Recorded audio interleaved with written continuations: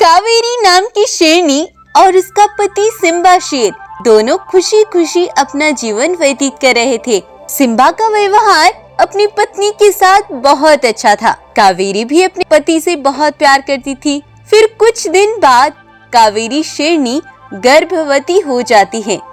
यह खबर सुनकर सिम्बा शेर बहुत खुश हो जाता है। अब तो दोनों के जीवन में और भी ज्यादा खुशियां बढ़ गई थी।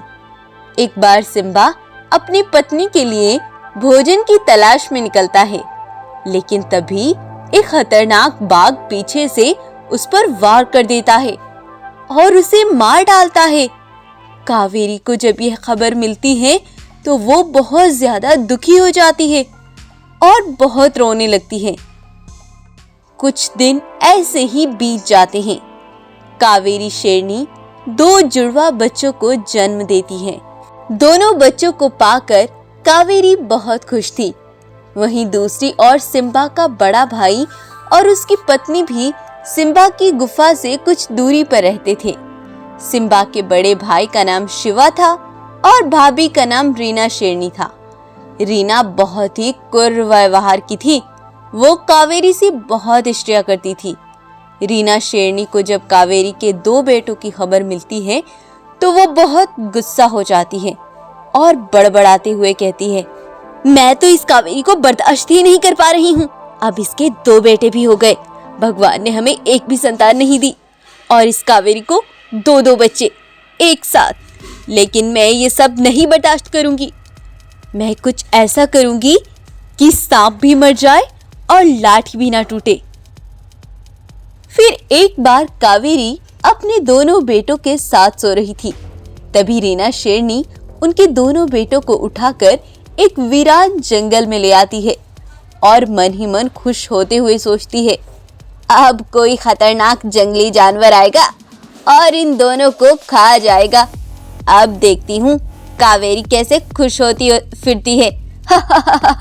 सुबह जब कावेरी शेरनी उठती है तो वो अपने बेटे को ना पाकर बहुत दुखी होती है और रीना शेरनी के पास जाती है और उसे बताती है, अरे अरे रीना बहन, क्या तुमने कहीं मेरे दोनों बेटों को देखा है?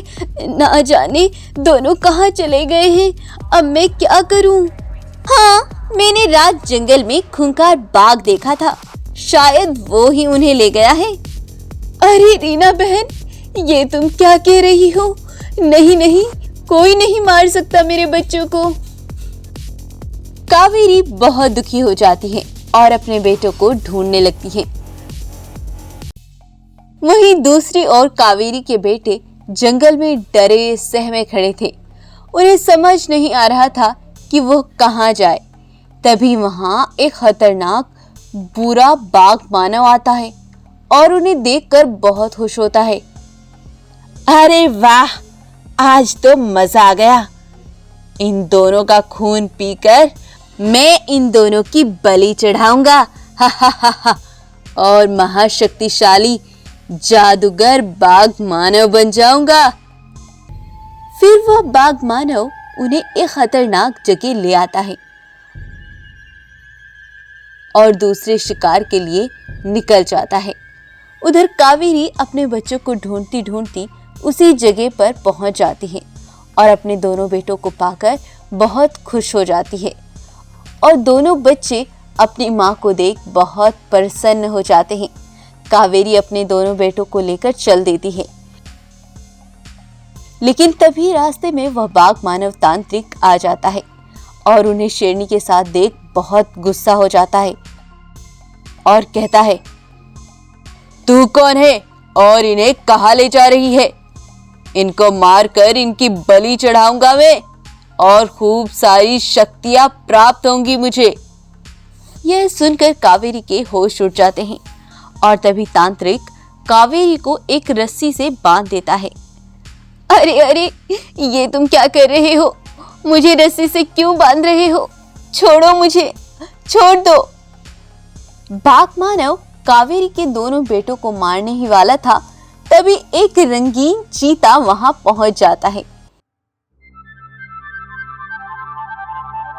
वो एक जादुई विशाल चीता था उसे देखकर बाघ मानव के होश उड़ जाते हैं।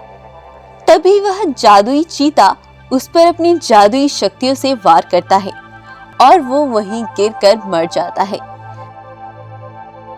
यह सब देख कावेरी बहुत खुश होती है